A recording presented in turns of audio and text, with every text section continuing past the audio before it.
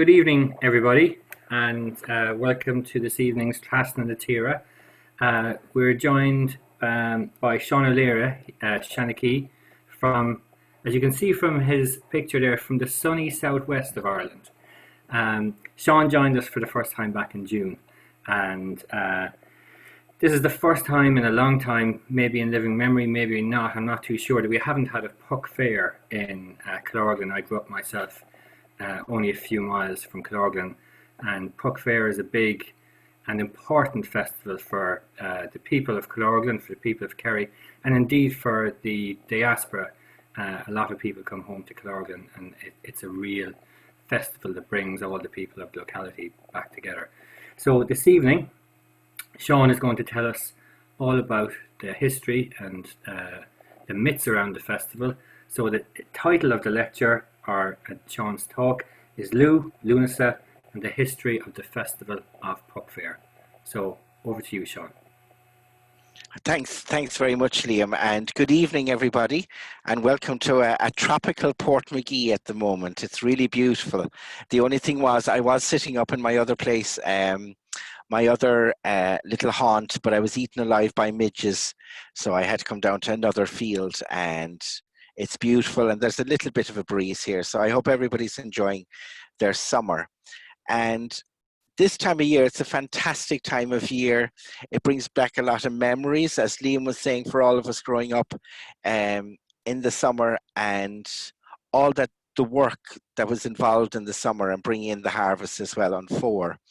But the god Lugh this is his time of year, Lughnasa. August is Lughnasa, and it's also the Celtic festival of the harvest. And who was Lugh? And what's great about Irish mythology is wherever you start, there's always another part that you have to bring in, and there's another part you have to bring in. So if you have to talk about Lugh, you have to talk about his grandfather, who was Balor of the Evil Eye.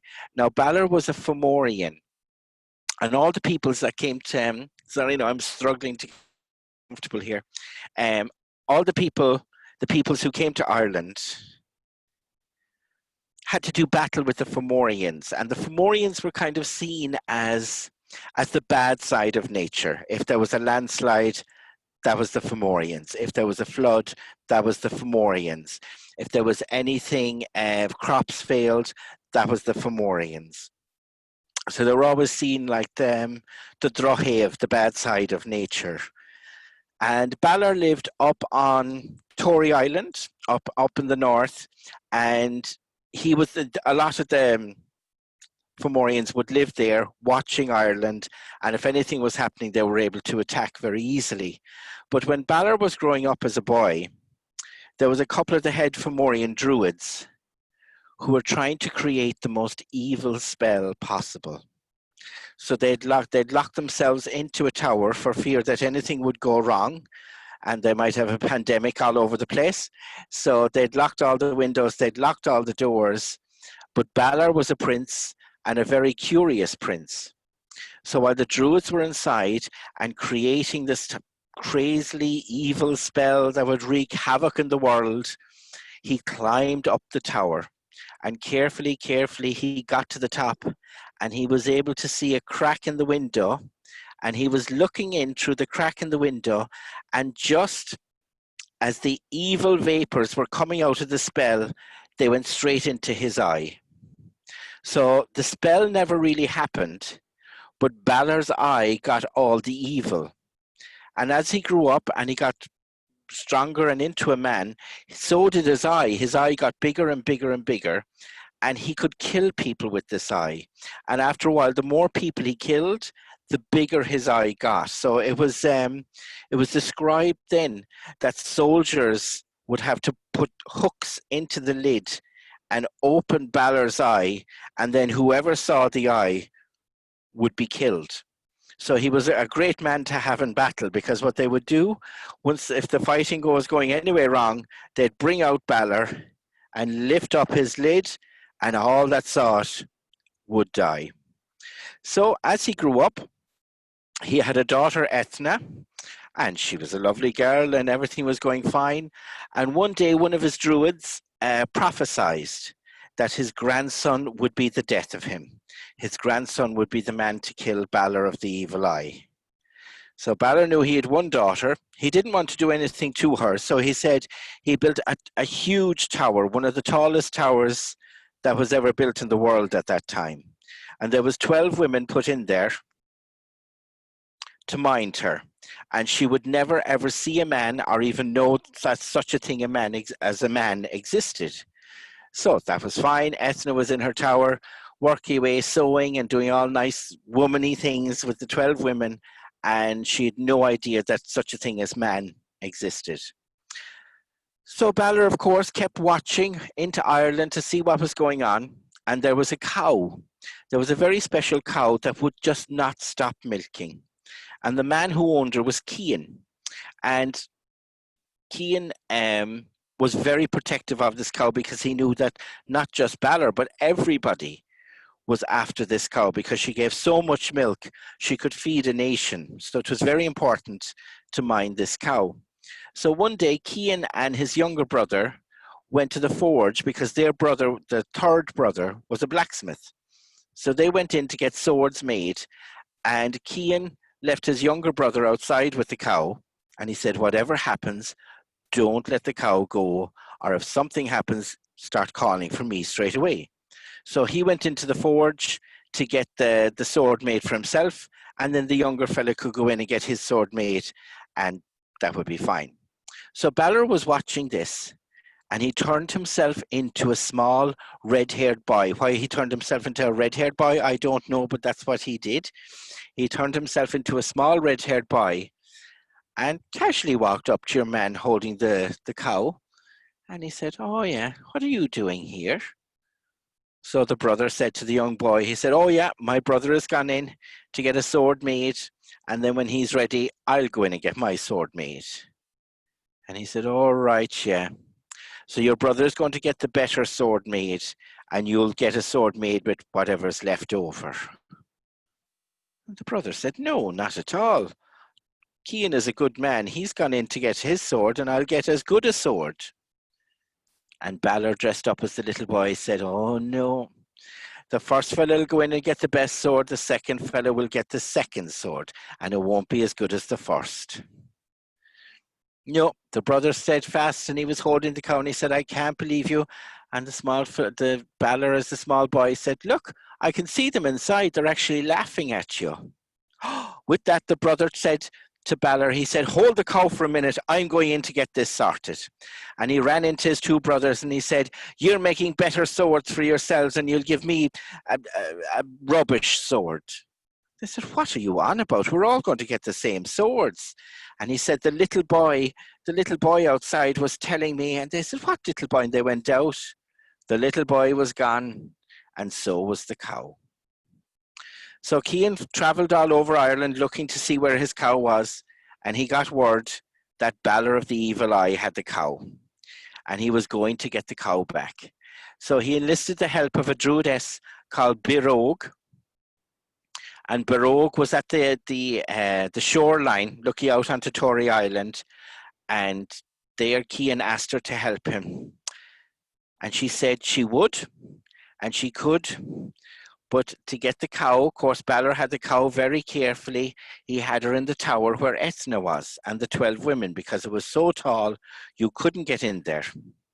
So Ethna said to Cian he would have to do one thing now. He'd have to dress up as a woman. And you know something? He made a great-looking woman. So Cian dressed up as a woman, and the two of them flew towards the tower, and they were able to get in. And they asked the 12 women to mind themselves that they were out in a storm, and they got blown through the window. Well, the 12 women never heard anything like this before. So they said, yeah, look, we look after you, but you can't go near the princess, or you can't go near the special cow. And they said, no, not at all, not at all. So they had their dinner, and then Birog put a sleeping spell over the 12 women. And she said to Cian, go off now and get the cow, and we'll be out of here before anybody knows any different. Well, that was all right. Cian went up, and of course, didn't he go into the wrong room? And who did he meet inside? Only Ethna. And she saw the strange woman, and she said, "You look familiar." And he said, "What?" She said, "I've dreamt of you, but you look different." So Cian took off his disguise, and she said, "Yes, I have dreamed of you." And of course, when a Celtic warrior and a beautiful princess meet, 'tis unknown what happens, but whatever happened anyway happened, and he got the cow out of the tower, and he Barog spirited them all back onto Irish side again, but lo and behold, Eithne was pregnant. So the 12 women were very upset, and they said, if himself hears this, we'll be slaughtered if Balor hears this. So they kept quiet, the 12 of them. They didn't say a word, and Eithne had 3 babies. So one of the women had the job. She was going to throw the 3 babies into the sea. And if she did, she went off, she threw the 3 babies into the sea. Eithne was very upset, but they said if her father found out, they'd all be killed. So 2 of the babies didn't make it, but one of the babies was taken by Manan Mac Lir, the god of the sea, because Barog was trying to watch out for the babies, but she saved one, and Manan Mac Lir looked after that baby. And that baby was sent all over the world to many different warriors to be fostered. Taltu in Ireland was one of them. She was one of a queen of the Formorians as well, and she gave him great training. And this boy turned out to be Lugh. And Lugh grew up and he had great training. And at the time, King Nuada of the Tuatha de Danann was king. So Lugh went to his house and they were feasting that night, and he went to the complex where they were all living, and he knocked at the door, and there was a thing that if you wanted to enlist with Nuada's men, you had to have a trade. So Lugh knocked at the door anyway, and he said, "Tell Nuada there's a great builder at the door." And so the messenger went in and said, "Nuada, there is a great builder at the door." And Nuada said, "Sure, what do I need with a builder? We have a builder here. What's his name? I can't remember it now." And so the messenger went out again and he said, "Look, we have a builder here." And Lugh said, "Go on in and tell him that there's a great smith at the door." And the messenger went in again and he said, "Nuada, there's a great smith at the door." And sure, Nuada said, "We've Gibnu here. He's one of the best smiths that ever lived. We don't need another smith." And this went on back and forth, and Lugh said he was a champion, he was a warrior, he was a harper, he was a poet, he was a magician, he was a physician. And Nuada kept saying, "Sure, look, we have this man here as a physician, we have this man here, he's a magician." And Lugh finally said, "Tell Nuada you have a man here who is a builder, who is a smith, who is a champion, who is a harper, who is a poet, who is a musician, and who is a physician. And if you have anybody as good with all those trades, send them out to me." So Lugh was brought in, and he reigned very well, and he did all the work that he said he could do. He wasn't a Mickey Dazzler, as my mom would say. He was able to do everything, and they were all very proud of him. And Nuada said, "Do you know this man? He could lead us into battle against Balor and against the Formorians once and for all." But of course, Lugh was young at the time, and they decided to go to battle with the Formorians. Well, if they did, Nuada lost his hand. Balor wasn't around because Balor was off on the ships pirating at the time. And they lost the battle against the Formorians, and Lugh was really embittered. He was really disappointed, and he said, "The next time we hit against the Formorians, I will definitely win." So Nuada lost his hand, and Bridget, the goddess, decided that no king of the Tuatha de Danann could sit on the throne with a blemish like that. So Nuada had to step down, and they picked a man called Bress, who was half Formorian and half Tuatha de Danann, just like Lugh. But of course, after a while, as my father would often say, fools will be said by Egypts, and Bress was said by the Tuatha de Danann. and they got him thinking, and he started taxing by the Formorians. He started taxing the Tuatha de Danann. He was a very mean king. He didn't give out much money. He was very, there was no celebrations. There was no money given out to the villages for anything. If anybody was in need, they stayed in need while was king. Even one of the first satires was written about Bress, because there was a traveling bard who was going around, and bards, of course, when they were taken to the castles and the king's banqueting hall, they would have the best place, the best cutlery, the best food and the best drink and the best whatever else they were having. And this bard anyway was given very little, and he was in a stone cell with only a drop of water and plain bread. So he wrote this great satire altogether, which nearly brought down Bress, and they went to war again against the Formorians, because this time the Formorians wanted to take over. They weren't happy with just having Bress in there. They wanted to rule the Tuatha de Danann. Well, if they went into battle again, they did, and this time Balor was there as well. And the battle was going down on the side of the Tuatha de Danann. Lugh was still there, and next thing, they brought out Balor, and they were lifting up the hooks to show his evil eye. And if he was, Lugh got his hurley and his slither, and he gave one whack into Balor's eye. It gave it such a crack that it hit through the eye socket and rolled out the back, and it killed all the Formorians that were looking upon it. The army was decimated. And from there on in, Lugh became king, because Nuada was killed in the battle. And Lugh was king for about, I think it was 40 years. I read that he was king for 40 years, and he had many, many wives. He had a lot of wives, and he had Dicirta, who was mother of Cuchulainn. And you can see Cuchulainn had the great hurling skills like his father as well, when he killed the hound. And he had a few more children as well, one or two. But Lugh's wife, Bua, she had an affair with Kirmid, who had 3 sons, Macul, Macaert, and Magrena. And he killed Kirmid, and the 3 sons killed Lugh by stabbing him in the foot and drowning him in a lake. And they became the 3 kings. They couldn't decide who was going to be king, so the 3 of them did. And those 3 kings then met their end with the Milesians came. When the Milesians came in here in Ballinskellig's Bay, they went straight to the 3 kings and they did battle, and the Milesians won from there on in. But Lugh, because he had so many different skills that time with Nuada, he was called Lugh Ildonach, that he was colourful, that he had so many different skills. And this is the time of year as well, because he got rid of the Formorians, he got rid of the bad side of nature.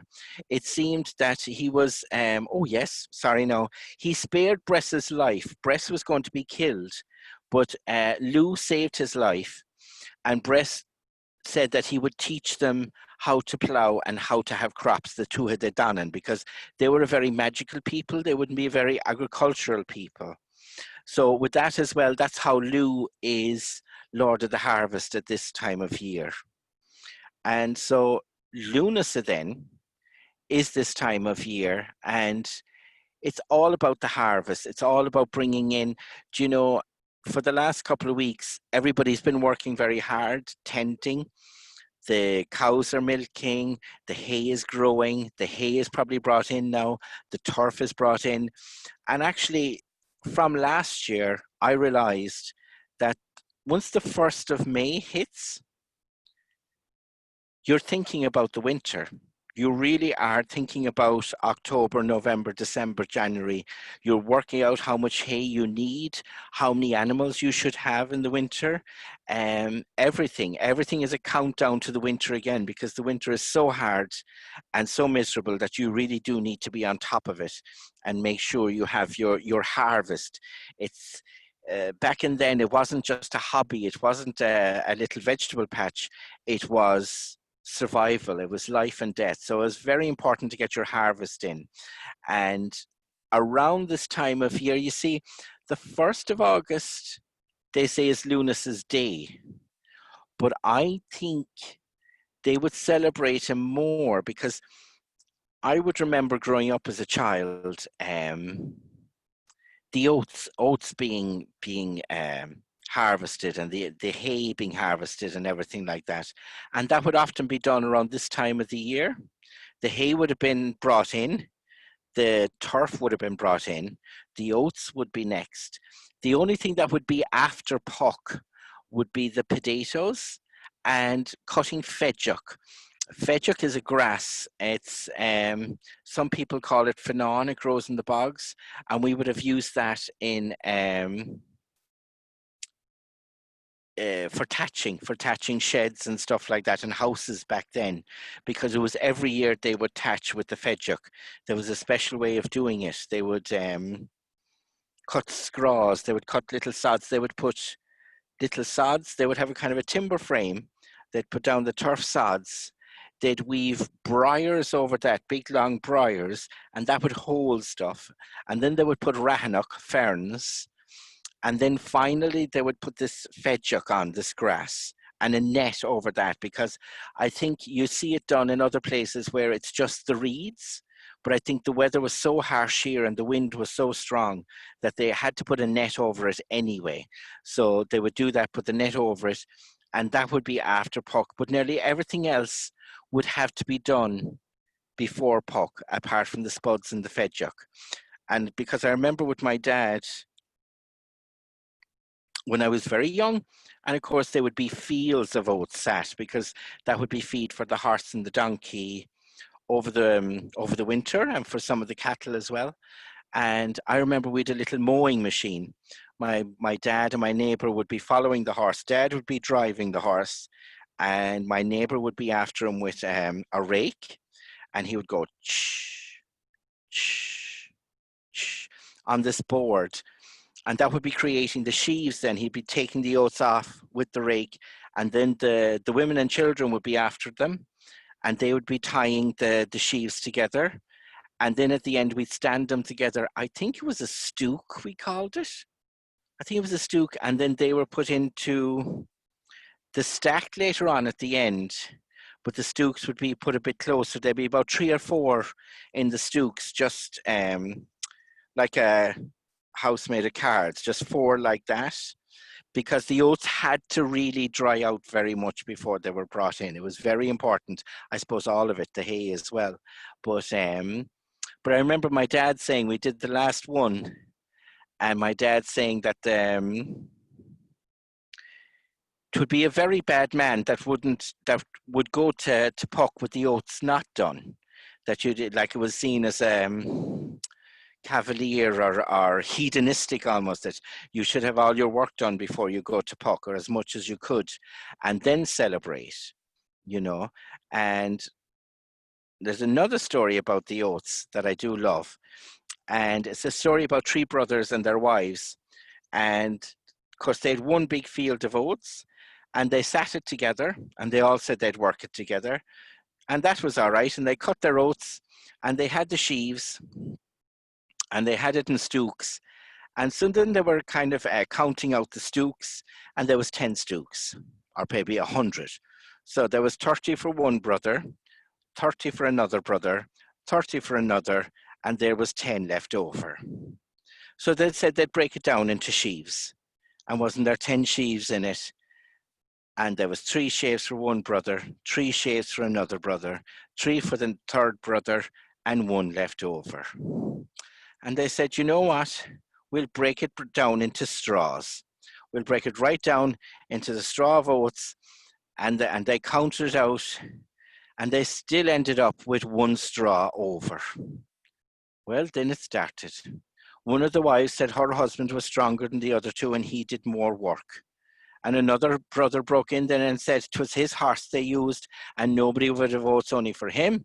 And another one started in, and the row broke out, and they were going mad over the straw of oats. And they said, hold on, we'll break it down by the grain itself. So they plucked all the grain, and they were counting out the grain, 1, 2, 3, 1, 2, 3, and when there's still a grain over.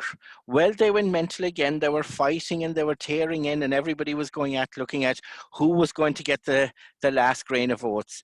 And the old mother was upstairs, and she heard all the kerfuffle, and she came down, and she went up, and she went up to the fire, and she said, "What are ye fighting over this grain of oats?" And she caught the grain and she threw it into the fire. "'Tis your camaraderie and mehel working together. That's what's important rather than a grain of oats." But I remember my dad telling that story about the oats.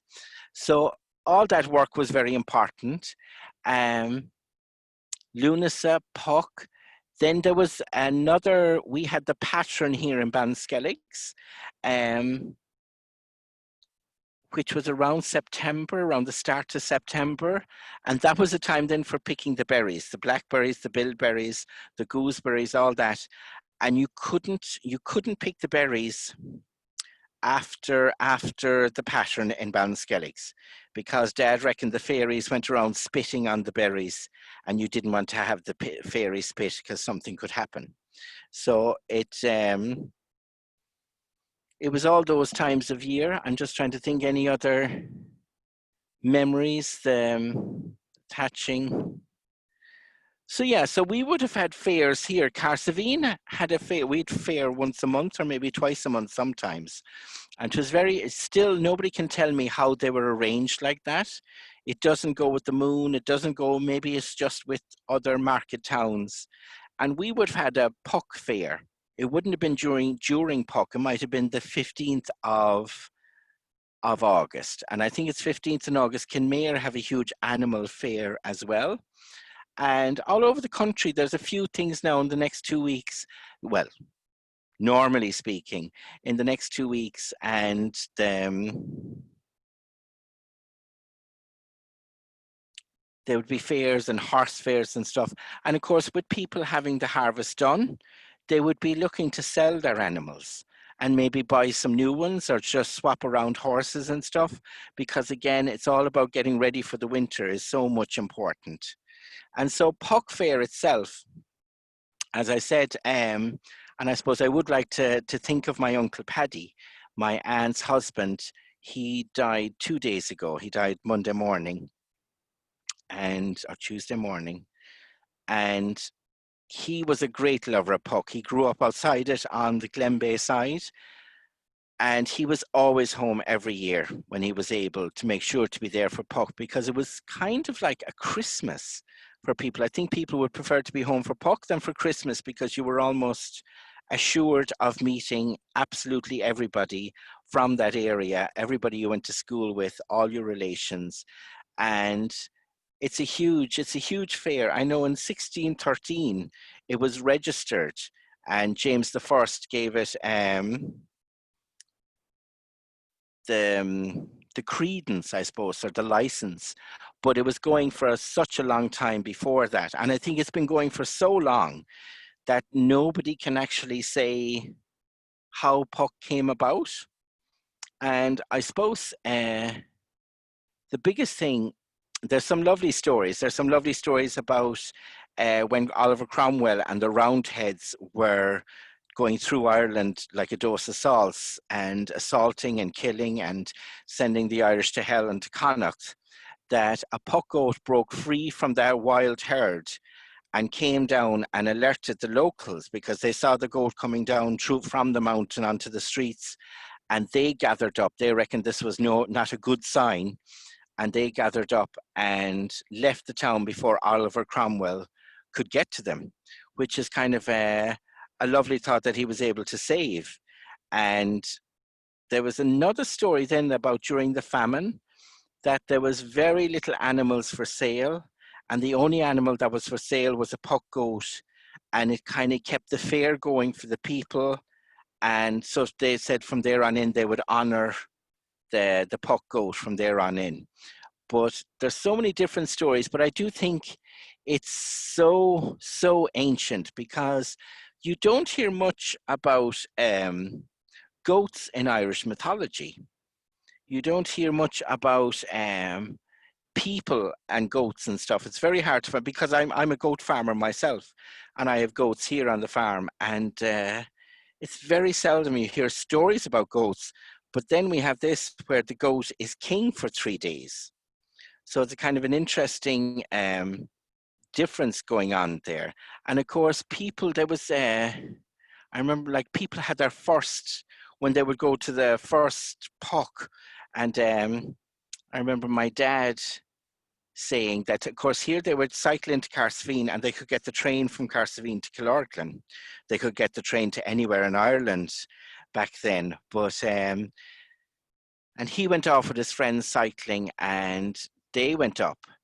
And all the houses in Killorglin were open. They were just open houses. You could sleep overnight there. You could wake up in the morning. There was a horse fair the first day and an animal fair the second day, where there was other animals and stuff like that. But it was a huge, it still is. And I don't think the COVID will affect it. It's very sad to see it not happening, to have the goat in the air, to have the goat raining for 3 days. But we'll just have to wait and see what happens there. But again,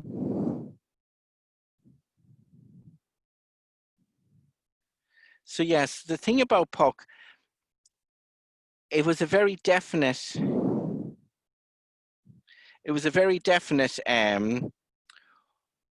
time of the year that people knew people would be there, and it mostly definitely had a strong connection to the people.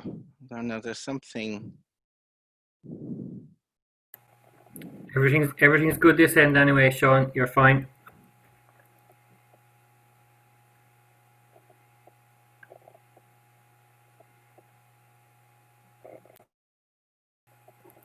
Hi everybody. I think Sean is in permanent technical difficulties this evening, unfortunately. I'd like to thank him for contributing this evening. I think it was a fantastic lecture, giving us some of the history. Certainly, me growing up at home in Milltown in Kerry, I certainly didn't know a lot of the history about Lugh and Lughnasa and all that, and the origins of the Puck Fair. So, well done, Sean. Thank you very much. And we'll have you back again soon, no doubt. Thank you all for tuning in, and I hope you enjoyed tonight's lecture. Gurb Míle Máirgeamh.